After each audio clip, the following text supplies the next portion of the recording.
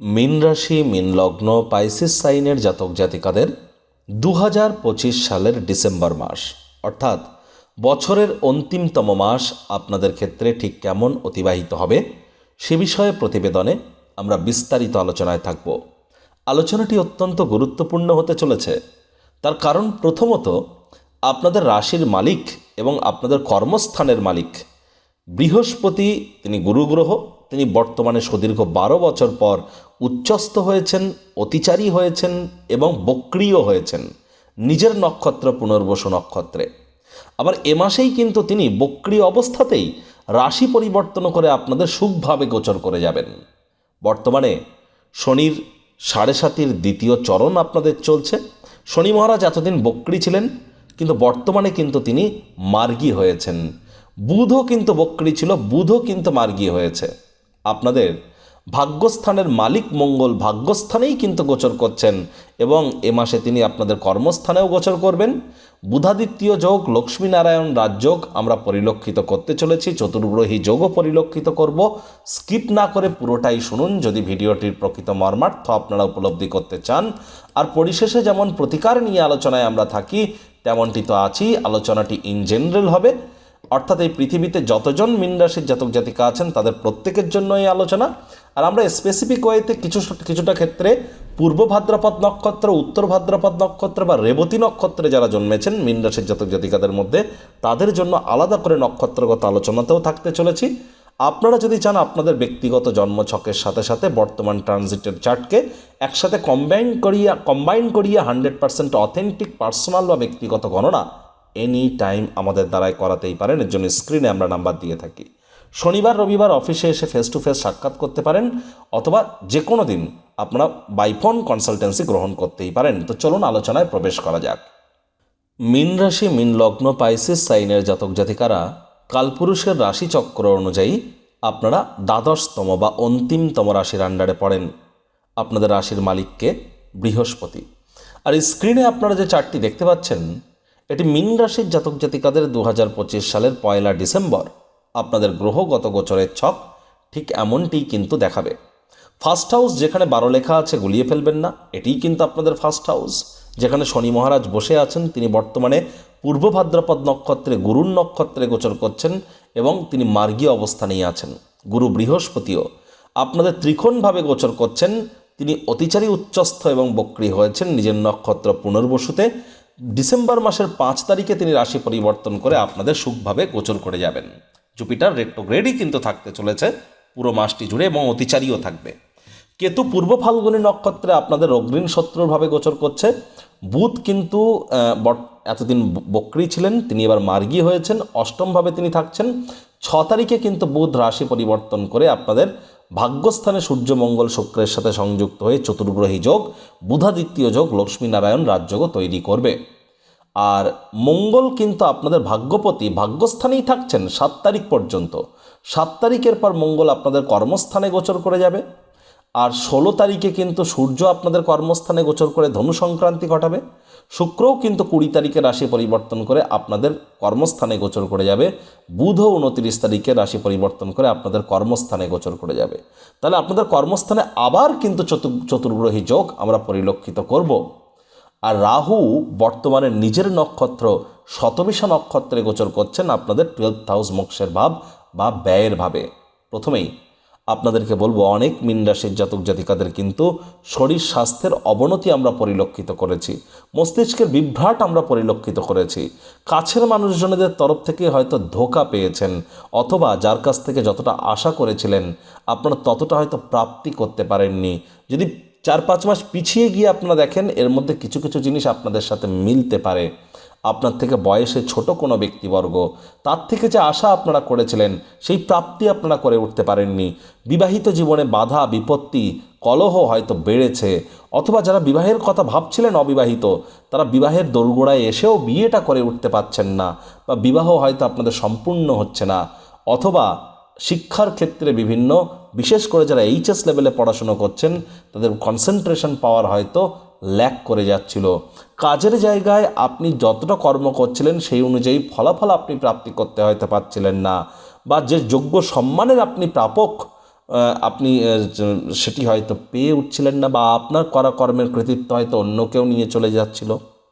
আবার অনেকের ক্ষেত্রে আলসেমি হয়তো গ্রাস করছিল, অনেকের হয়তো খরচ মাত্রা অতিরিক্ত বেড়ে গিয়েছে, অনেকের হয়তো মায়ের সাথে সম্পর্কের অবনতি হয়েছে, অথবা মায়ের শরীর স্বাস্থ্যের অবনতি হয়েছে, অথবা মায়ের কর্মের অবনতি হয়েছে, অথবা আপনাদের ক্ষেত্রে কিন্তু আপনাদের নতুন জমি বাড়ি গাড়ি এগুলি ক্রয় করার ক্ষেত্রে বাধাপ্রাপ্ত হয়তো আপনারা হয়েছেন। অনেকের শরীরে চোট আঘাত হয়তো লেগেছে, অনেকের খরচের মাত্রা হয়তো বেড়েছে, ঘুমের সমস্যা হয়তো বেড়েছে। এবার কিন্তু আপনারা কিছুটা হলেও এ সমস্ত স্থান থেকে রিলিফ প্রাপ্তি করতে চলেছেন। প্রথমত, শনি তো মার্গী হয়েছেন, এটি আপনাদের জন্য দুর্দান্ত গুড নিউজ। আপনাদের ব্যক্তিত্বের মধ্যে একটা নিখার তিনি আনতে চলেছেন। এ সময় কিন্তু অবশ্যই নাম যশ খ্যাতি প্রভাব প্রতিপত্তি এগুলি বৃদ্ধির যোগও আপনাদের জন্য পরিলক্ষিত হবে। আর শনির যে তৃতীয় দৃষ্টি আপনাদের পরাক্রমের ভাবে পড়বে, এতে পরাক্রমে ঘাটতি খুব একটি পড়বেন না। তবে হ্যাঁ, ছোটোখাটো যাত্রা ভ্রমণ করলে ইমিডিয়েট উপকৃত নাও হতে পারেন, তবে ভবিষ্যতে লাভের জন্য ভিত্তিপ্রস্তর স্থাপিত হয়ে যাবে। যারা online income, digital marketing, work from হোমের কাজ করছেন, সোশ্যাল মিডিয়াতে যারা কেরিয়ার করতে চান, বা ইন্টারনেট অফ থিংস, ব্লগিং পডকাস্টিংয়ের থ্রু দিয়ে কেরিয়ার করতে চান, তাদের জন্য কিন্তু সময় সুযোগ দুর্দান্ত পরিগণিত হচ্ছে। তবে হার্ড ওয়ার্কের কোনো বিকল্প কিন্তু এখনও আপনাদের জন্য নেই।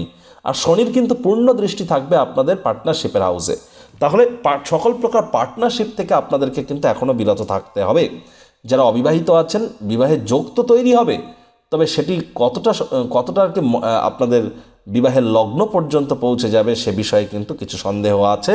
প্রয়োজনে জ্যোতিষতাত্ত্বিক পরামর্শ আপনারা গ্রহণ করুন, এটি আপনাদেরকে লাভান্বিত করবে। বিজনেসম্যানেরা কনসিস্টেন্সি মেনটেন করবার চেষ্টা করুন, কোনো গুরুত্বপূর্ণ পরিবর্তনের সময় যেন করতে যাবেন না। আর মাথায় রাখবেন, তাড়াহুড়ো হটকারিতা শয়তানের কাজ, আর ধৈর্যে বসতে লক্ষ্মী। তাহলে যারা ধৈর্য ধরতে পারবেন, ওয়েট অ্যান্ড ওয়াচ পলিসি যারা গ্রহণ করবেন, তারা লাভান্বিত হবেন। স্বামী স্ত্রী একে অপরের আত্মমর্যাদা যাতে ক্ষুণ্ণ না হয়, এমন কোনো কথা জনসমক্ষে বলা থেকে বিরত থাকুন। স্বামী স্ত্রী একে অপরের নামে কোনো প্রকার বদনামি করবেন না, শুনবেন না, এটি আপনাদের জন্য সঠিক কিন্তু হবে না। আবার একটি জিনিস কিন্তু স্পষ্ট, গুরু বৃহস্পতি 5ই ডিসেম্বরের পর যেহেতু আপনাদের সুখভাবে গোচর করে কর্মস্থানকে পূর্ণ দৃষ্টি দিয়ে দেখবেন, আর কর্মস্থানের মালিক গুরু নিজের ঘরকে দেখবেন, যদিও শনি তৃতীয় দশম দৃষ্টি ওখানে থাকবে, তৎসত্ত্বেও বলবো, যোগ্য কর্মচারী যদি হয়ে থাকেন 5ই ডিসেম্বরের পর প্রমোশন, পদোন্নতি, স্যালারি ইনক্রিমেন্ট এগুলি কিন্তু আপনাদের হতেই পারে। এবং এছাড়াও কিন্তু আমি আপনাদেরকে বলবো, অবশ্যই কর্মক্ষেত্রে কেরিয়ারের পরিপ্রেক্ষিতে যদি দেখা যায়, বিশেষ করে যারা চাকরিজীবী এমপ্লয়িজ আছেন, তাদের ক্ষেত্রে কিন্তু রেসপন্সিবিলিটি, দায়িত্ব এগুলি কিন্তু বাড়তে চলেছে। টাইম ম্যানেজমেন্টের সময় আপনাদের জন্য অত্যন্ত গুরুত্বপূর্ণ পরিগণিত হবে।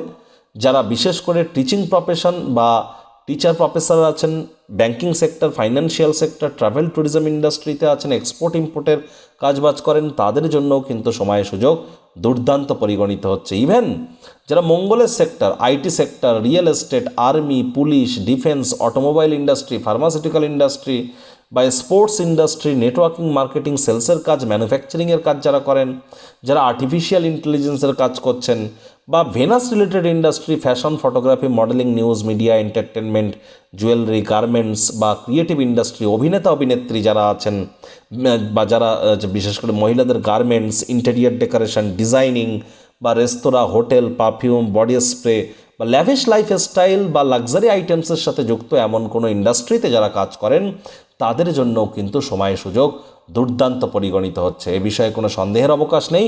থার্ড হাউসের লর্ড শুক্র 20 তারিখ পর্যন্ত কিন্তু আপনাদের থার্ড হাউসকেই দেখবেন। এটি আপনাদের কেরিয়ারের সাপেক্ষে দুর্দান্ত যোগ, বুধাদিত্য যোগ, লক্ষ্মীনারায়ণ রাজযোগও পরিলক্ষিত করছি। তাহলে পিতা বা পিতৃতুল্য ব্যক্তিবর্গের দ্বারা আপনার উপকৃত হতে পারেন, পিতার শরীর স্বাস্থ্যের উন্নতি হতে পারে, পিতার কর্মের উন্নতি হতে পারে, পৈতৃক সম্পত্তি সংক্রান্ত কোনো সুখবর প্রাপ্তি করতে পারেন, নাতি নাতনি বা পুরনো দিনের বন্ধুবান্ধবদের সাথে সাক্ষাতের কারণে মানসিক প্রফুল্লতা অর্জন করতে পারেন। হায়ার স্টাডিজ বা উচ্চশিক্ষায় যদি কোনো বাধা থেকে থাকে, সেখান থেকে আপনারা রিলিফ প্রাপ্তি করতে চলেছেন। তীর্থযাত্রা, তীর্থ ভ্রমণের সুযোগ আপনারা প্রাপ্তি করতে পারেন। ভাগ্যও কিন্তু আপনাদের অনেকটি সঙ্গ দেওয়া শুরু করে দেবে, এ বিষয়ে কোনো সন্দেহের অবকাশ নেই। তবে একটি জিনিস কিন্তু স্পষ্ট, এ সময় বাজেটকে খরচকে নিয়ন্ত্রণের মধ্যে রাখতে হবে। আর রোগ ঋণ শত্রু তিনটি ব্যাপারেই আপনাদেরকে খেয়াল রাখতে হবে এবং ছোটোখাটো রোগশোক দেখা দিলে ইমিডিয়েট চিকিৎসকের পরামর্শ গ্রহণ করুন। নিজে থেকে যেন মেডিসিন কিনে খেতে যাবেন না। স্বামী স্ত্রী একে অপরের শরীর স্বাস্থ্যের দিকে অতিরিক্ত নজর দিন। হ্যাঁ, স্বাস্থ্যভঙ্গের যোগ কিন্তু পরিলক্ষিত হচ্ছে।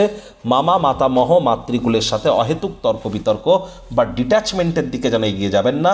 বড় ধরনের কোনো সিদ্ধান্ত গ্রহণ করা থেকে বিরত থাকুন। আর বড় কোনো সিদ্ধান্ত যদি আপনারা গ্রহণ করতেই চান, তো আমি আপনাদের বলবো আপনারা চেষ্টা করুন যতটা সম্ভব 7 তারিখ থেকে 15 তারিখের মধ্যে করা যায়, সেটা তুলনামূলক আপনাদের জন্য একটু হলেও বেটার হবে। যারা বিদেশ যাত্রার স্বপ্ন দেখছিলেন, অনসাইটে যাওয়ার স্বপ্ন দেখছিলেন, এমএনসি কোম্পানিতে চাকরি পাওয়ার স্বপ্ন দেখছিলেন, বিদেশে পিআর প্রাপ্তির স্বপ্ন দেখছিলেন, তাদের জন্য কিন্তু সময় সুযোগ দুর্দান্ত পরিগণিত হতে চলেছে। এ সময় অবশ্যই রাহুর সাপোর্ট আপনারা পাবেন, কারণ রাহু শতবিশা নক্ষত্রে নিজের নক্ষত্রে গোচর করে অত্যন্ত পাওয়ারফুল কিন্তু হয়েছেন। যারা দীর্ঘদিন ধরে লোন বা ঋণের জন্য খাটাখাটনি করছিলেন, তারাও কিন্তু এ সময় ভাগ্যবান প্রমাণিত হবেন। এ বিষয়ে কোনো সন্দেহের অবকাশ কিন্তু আপনাদের নেই। তবে কর্মক্ষেত্রে, যারা বিবাহিত, শ্বশুর শাশুড়ির ক্ষেত্রে এবং আপনার নিজের না হলে অন্য কারোর জন্য পুলিশ প্রশাসন, হসপিটালের ক্ষেত্রে এবং আপনার মায়ের ক্ষেত্রে আপনাদের কিন্তু রেসপন্সিবিলিটি, দায়িত্ব, এগুলি কিন্তু মাত্রা অতিরিক্ত আকারে বৃদ্ধি পেতে পারে। পেটের সমস্যা, বদহজমের প্রবলেম থেকে থাকলে প্রথম সপ্তাহের পর থেকে আপনারা কিছুটা হলেও কিন্তু রিলিফ ফিল করবেন। রোম্যান্টিক মুডেও কিন্তু আপনারা থাকতে চলেছেন।